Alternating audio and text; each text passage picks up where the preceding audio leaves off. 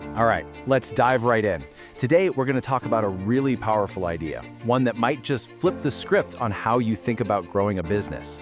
We're going to unpack why that constant, endless chase for new customers, well, it might not be the golden ticket we all think it is. I mean, just let that question sink in for a minute.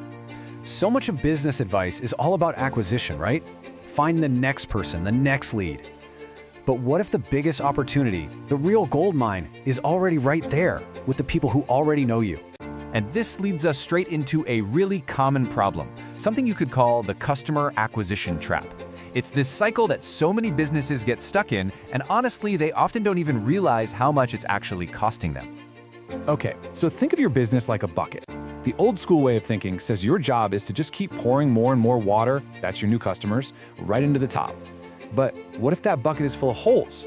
If your existing customers are always slipping away, you spend all your time and money just trying to keep the water level from dropping. You're not actually growing, you're just treading water. It's totally exhausting, and it's a super inefficient way to operate. And here's where the numbers really hit home. The data on this is crystal clear. It costs way more to get a brand new customer in the door than it does to keep an existing one happy. I mean, it makes sense, right? With someone new, you're paying for marketing, for ads, for building trust completely from scratch. That leaky bucket, it's not just inefficient, it's a massive drain on your resources. So this is where we make the big pivot. This is the crucial shift in thinking. Instead of obsessing over pouring more water in, what if we shifted our focus to plugging the leaks? What if retention became the real name of the game? And this is what that new way looks like. It's not about just filling a bucket anymore. It's about cultivating a garden, a thriving community. You're building a foundation with people who already know you, who already trust you. And guess what? Those are the people who are way more likely to stick around, spend more overtime, and, get this, even become your best salespeople. And look, this isn't just a nice thought. This is the core argument from our source material. This one sentence right here is the bedrock of a much smarter, more sustainable way to build a business. It's confirmation that putting your energy into the customers you have is a much more powerful engine for growth than just chasing the ones you don't. Okay, so you're probably thinking, this sounds great, but how do you actually do it? Well, the answer, or at least a huge part of it, is technology. But we have to think of it differently, not just as a tool for transactions, but as a bridge for building real, actual relationships with your customers. Now, let's be super clear. Technology isn't some magic wand you can wave. It's a toolbox, a really powerful one. It gives us a whole suite of different methods we can use to connect, to listen, and to genuinely engage with the community that we're trying to build. And we can actually organize that toolbox into a pretty straightforward framework. First up, engage. This means you're proactively talking with your customers, not just at them, maybe through things like helpful content or a community forum. Next, personalize. You use what you know about them to tailor their experience, making them feel seen and understood.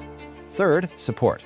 This is about making it incredibly easy to get help when it's needed. No more digging around for a contact email. And finally, you motivate.